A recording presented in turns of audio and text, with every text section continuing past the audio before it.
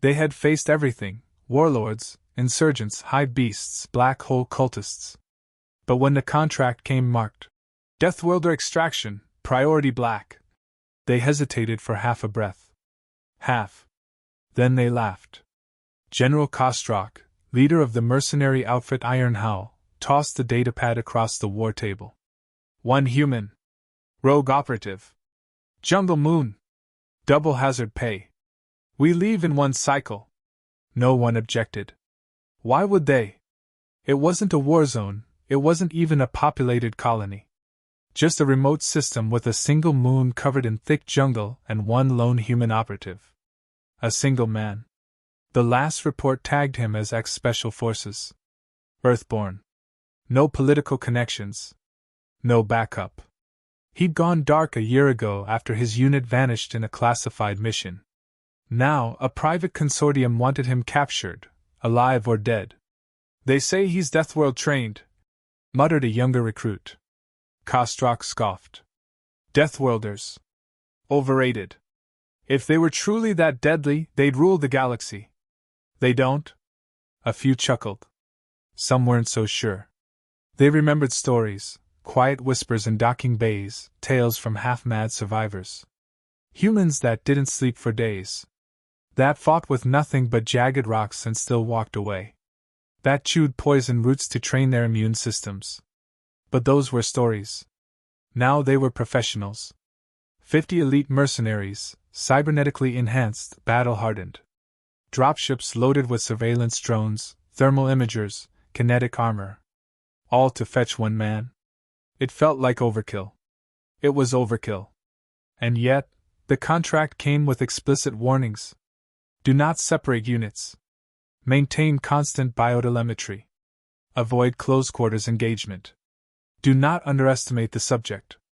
Kostrock smirked as he deleted the advisory. They arrived on the jungle moon in stealth formation. 4 squads deployed with overlapping sensor nets. The terrain was dense but navigable. Humid, hostile, but nothing their environmental suits couldn't handle.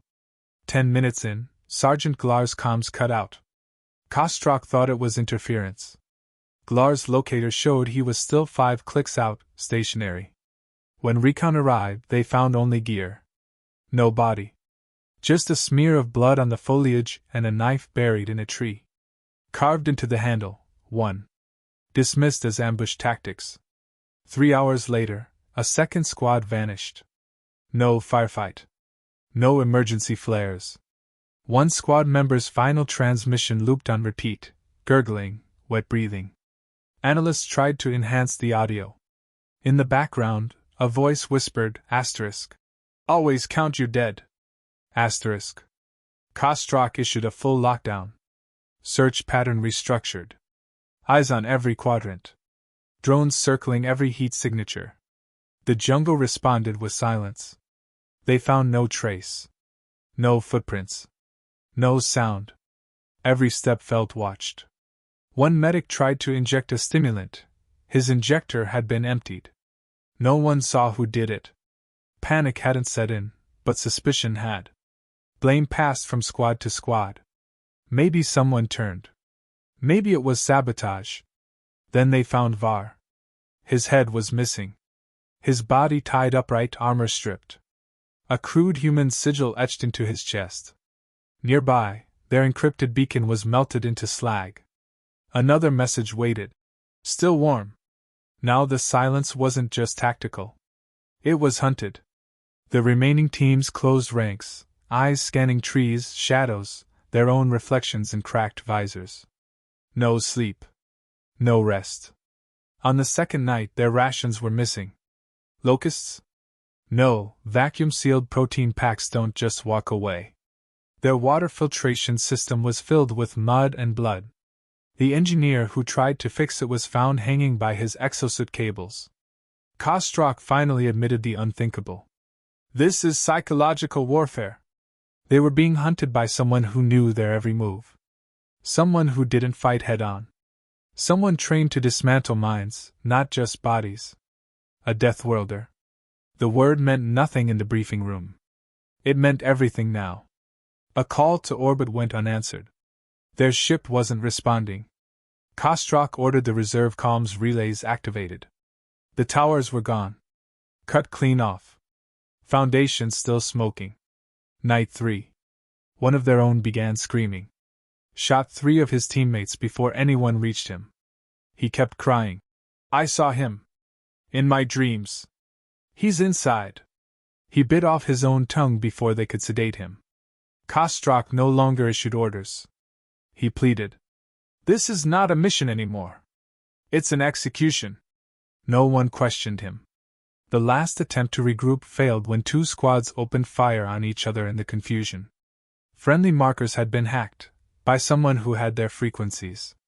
Their systems. Their codes. Only one being had access to their tech. The operative they came to capture. A human special forces ghost who didn't just survive in hostile environments, he thrived in them. Not because he was strong. Not because he was fast. But because he understood fear. Because he became it. The final log from the Iron Hull Mercenaries, recovered weeks later, ended with a simple voice file. Ragged breathing. Then a whisper. You came for 1 man. You brought 50. I was hoping for more. Blood dripped slowly from the leaves, the color too dark to be fresh. Kostrak stared at the mess below and said nothing. His second in command was twitching. They'd lost contact with Squad 3. The drones searching that quadrant weren't responding either. The silence was unnatural. By hour 16, they were down 17 soldiers. No bodies retrieved. No combat logs. Only fragments, scattered armor, disabled tech trails ending in nothing. He issued new orders, thermal scans every 60 seconds, motion sensors active, eyes on every vector. Squad leaders rotated every 4 hours to avoid fatigue. But no one was sleeping. Then came the first audio loop. A distant scream, warped, echoing through the valley. It played 3 times before the comms officer tore out his headset and vomited. Not because of the scream, but the voice that followed it. Still too slow. Panic settled in their bones like radiation. One mercenary fired into the brush after seeing movement, only to realize it was his own reflection in his cracked HUD. His shot ricocheted, hit his squad mate in the leg. By the time the medic reached him, he was already gone. No trail. Just another helmet left behind with a small metal shard embedded in the eye, an Earth military insignia. They weren't hunting anyone. They were being dismantled. Systematically. Kostrak tried pulling out. He activated the drop beacon. The sky remained dark. No ship. No extraction. Then came the second message. This time, it was a video. A squad pinned in a tight perimeter. Surrounded. Unaware they were being filmed from within the ring. 32 seconds long. One by one, each mercenary was taken silently. A blur of movement. No gunfire. No screams. Just surgical removal. The last soldier looked into the lens, trembling. Then the video cut to black. Followed by text. You think this is war? No. This is education. Squad 4 rebelled. Disobeyed orders. Tried to flee west using old ravine paths. None returned. Hours later, only one boot was found, nailed to a tree with an alien bone, cleanly sharpened. The jungle seemed to change. Trees rustled without wind. Footsteps echoed where there was no solid ground. Drones malfunctioned midair. Their batteries full, circuits untouched. Jammed by something not natural. Kostrak issued full containment formation. All units collapsed into a single mobile group. No one moved alone. But it didn't matter.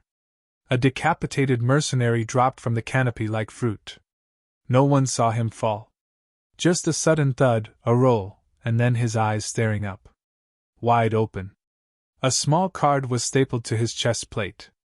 I see you. A sharpshooter lost it, and fired wildly. He emptied his magazine into the trees. Reloaded. Fired again. Hit nothing. On the third burst, something moved. A blur. Then silence. The shooter's weapon stopped working. He looked at his ammo. All rounds had been replaced with blanks. How? Kostrak demanded answers. No one had them. Their systems were being accessed remotely, yet no external signals were detected. Encryption protocols hadn't been broken, they'd been overwritten from inside. He finally understood. The operative hadn't gone rogue. He was waiting. And they had come to him. He'd prepared the terrain, rigged the tech, studied their tactics, memorized their psychology. Not days before. Not weeks. Months. This was an ambush. This was art. The med team attempted one last bioscan, pushing into the northern ridge where heat signatures had clustered. They found a false camp, lifeless dummies dressed in human armor. Each held a sign. Combined, they read, "The jungle isn't your enemy. I am." Four were lost retrieving that message.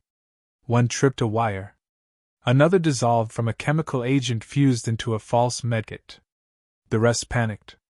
That was all it took. In the middle of night, the fireteam guards vanished. One was found impaled on his own rifle, upside down in a tree. Another had removed his own helmet and carved a smile into his cheek with a knife. He kept repeating, "He's in my head. He knows my name." He died smiling. Kostrak could no longer trust the surviving officers. Everyone was hearing voices, seeing movement that wasn't there. Gunfire erupted randomly. Sometimes they fired at trees. Sometimes at each other. One AI drone began repeating the same line. "Your numbers mean nothing." No one knew who programmed it. By the 20th hour, they were down to 19. Then came the final warning. A small, floating pod dropped into the center of camp. It didn't explode. It didn't emit gas. It opened. Inside, personal items. Gear tags. Dog tags. Tactical data slates. All belonging to their missing. Cleaned. Organized. Dated. A final note rested on top. "I'm not hunting you. You're finding me." Kostrak didn't speak after that. He just sat down, gun in hand, staring at the dark, waiting for the next scream to begin. The Galactic Command Center for Private Military Contracts operated in a silent layer of bureaucracy, high above the panic on the jungle moon. Reports came in fragmented, mostly timestamps and biometrics. What mattered wasn't what was being said, it was what had stopped being transmitted. 48 mercenaries entered. Only 11 showed life signs. And those were deteriorating rapidly. Overseer Halrex stared at the live feed, jaw clenched. He tapped into classified Earth records, systems normally restricted to Council-level access. Every operative's profile lit up green, except one. Subject, Revenant. Status, excommunicated. Redacted classification, Tier Black. Survivability rating, Deathworld plus X. Special clearance, Vanta Protocol, eyes only. No physical description. No listed origin. Only a name given by enemies. He wasn't rogue. He wasn't missing. He was deployed. A tool sharpened in silence, meant not to protect but to erase. A shadow bred for annihilation. Revenant had once belonged to Earth's most clandestine unit, known in whispers only as Echo Black. Not officially acknowledged. Trained in zero-gravity blind combat, deep silence psychological warfare, sensory deprivation endurance, and improvised terrain control. They weren't taught to win. They were taught to become consequence. The unit had no formal rank structure. Each member answered only to protocol. If captured, they could override their own biology to trigger cranial erasure within 3 seconds. If wounded, their body could operate independently of pain receptors for up to 90 minutes. Revenant was the prototype for the newer breed. Earth never confirmed his existence. His fingerprints didn't match any census. His DNA encrypted and coded to self-deny all identification systems. Even when scanned, the readings simply returned. Data void. He had no past. No origin. Only design. The only confirmed visual of him came from a failed raid during the Varkon collapse. 8 warlords fell within 90 minutes. Revenant had infiltrated alone, removed leadership, sabotaged their food supply, and then transmitted a public broadcast of the last remaining general weeping in chains. His message was cold. You tried to buy war. I gave you silence. The mercenaries who engaged him had no such preparation. They came expecting a soldier. They found an algorithm of destruction wearing a human face. Survivors of earlier engagements recounted madness more than violence. Voices mimicking fallen friends. Dreams corrupted by false memories. Maps that changed when blinked at.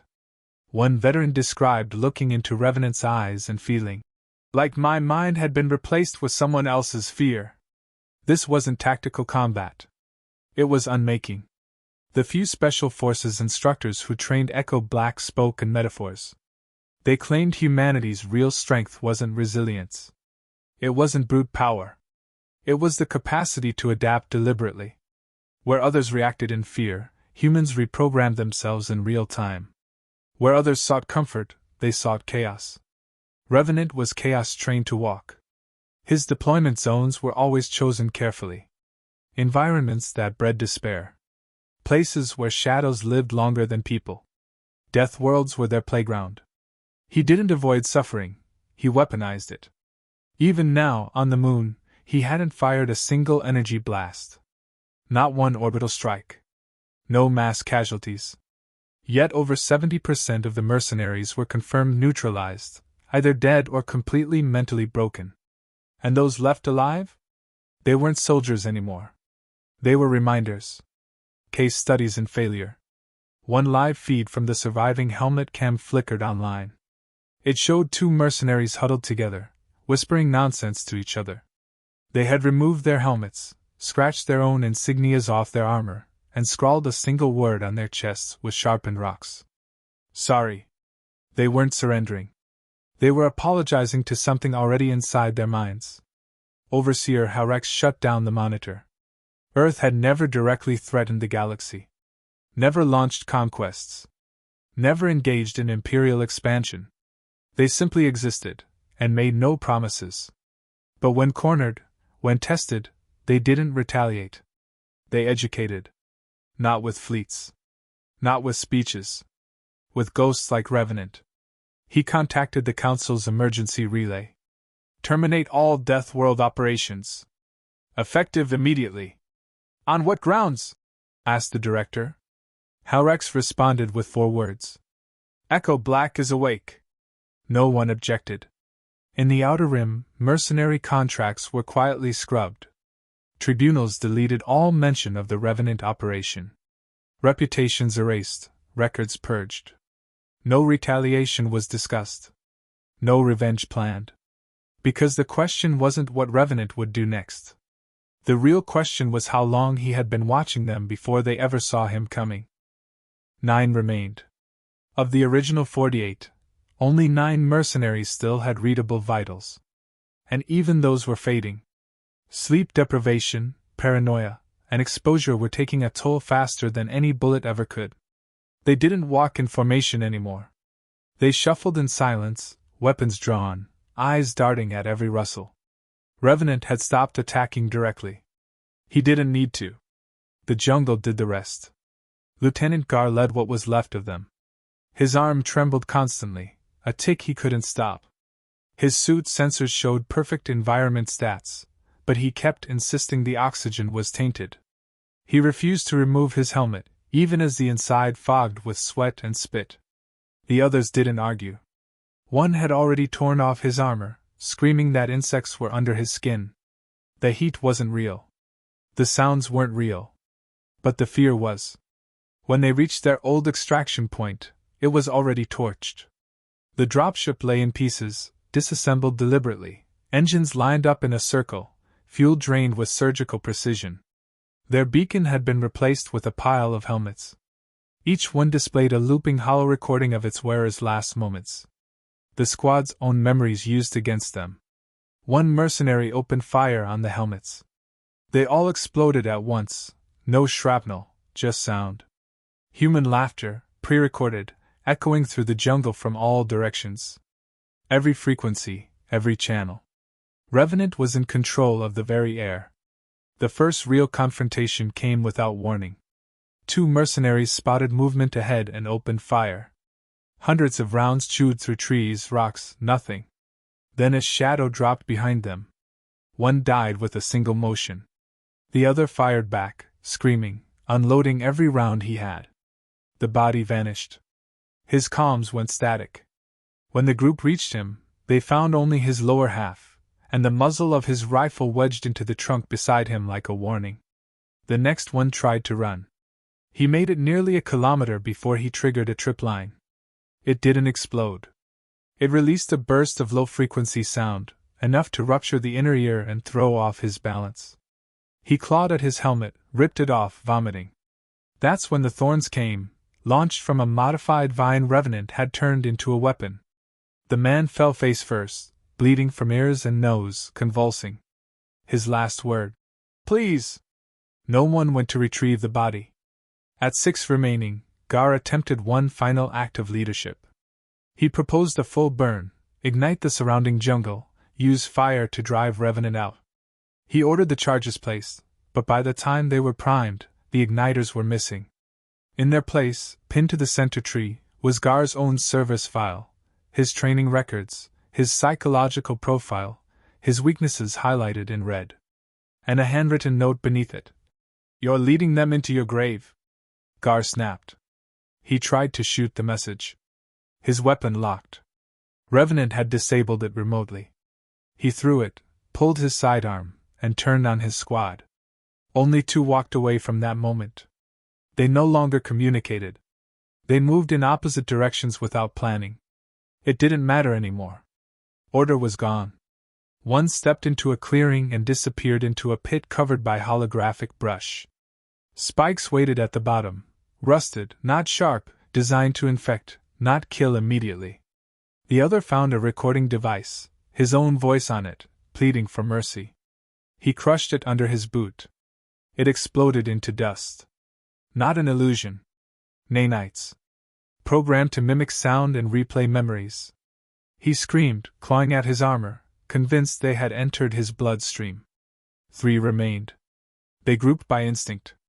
No words. Just proximity. They huddled under an outcrop, weapons drawn, triggers half pulled. Then a sound. Footsteps.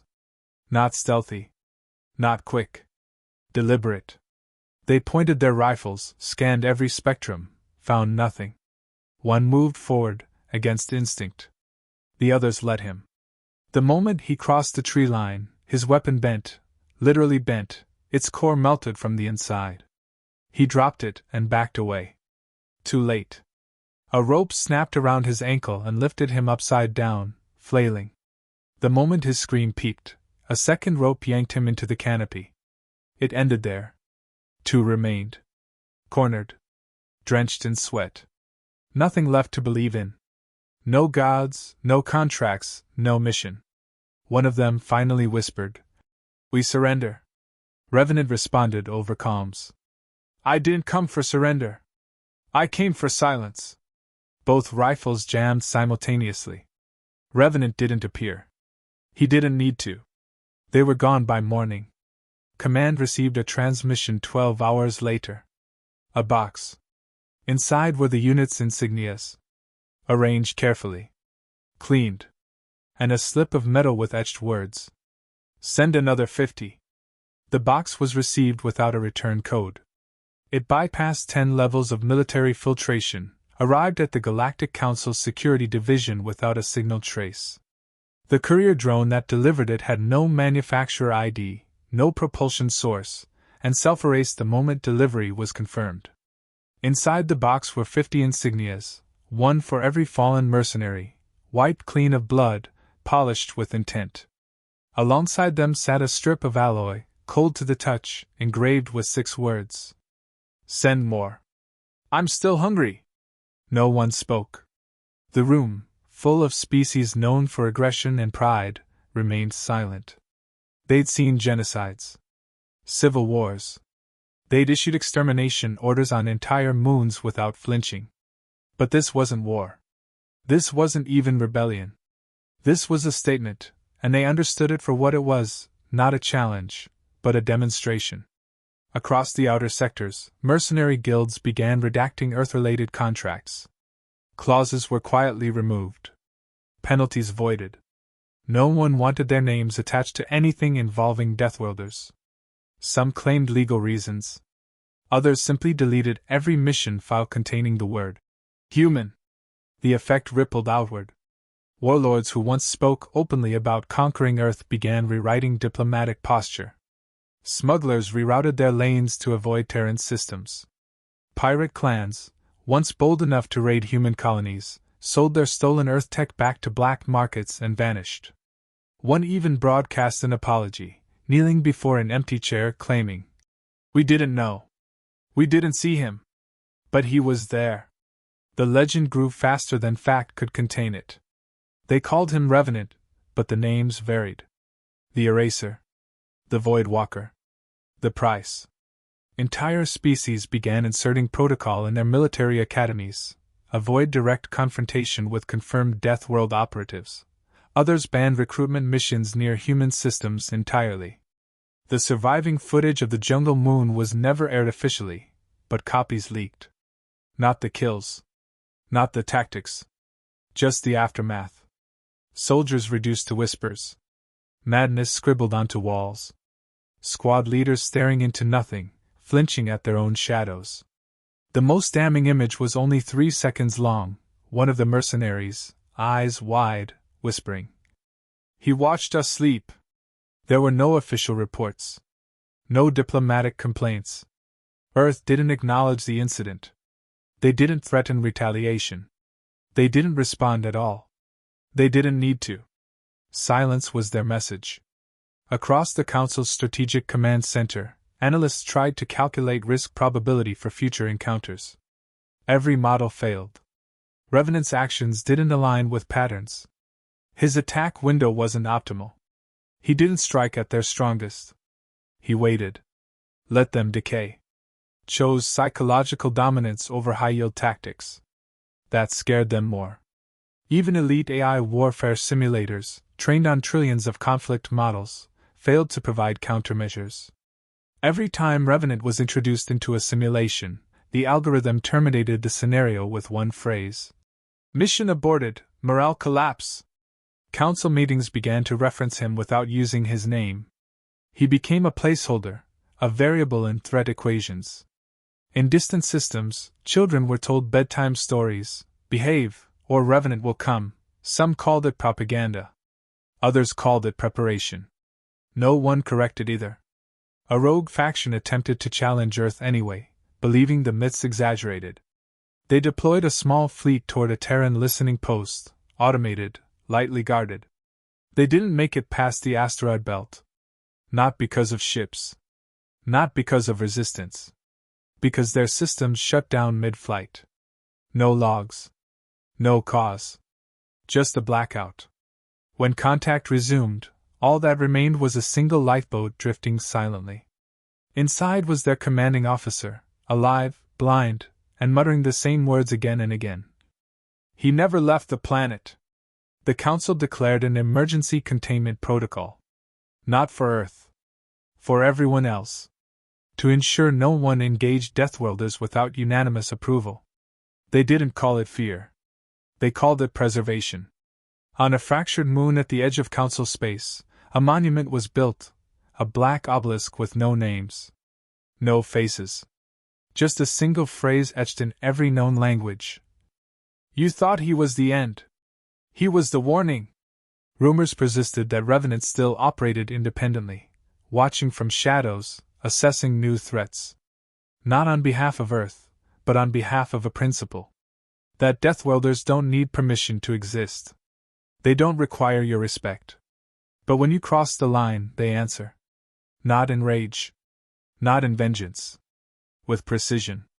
Final message intercepted years later from an unknown system, translated across 3 encrypted tongues before self-deleting. "You fear war with humans. You should fear what humans send when they want peace to remain."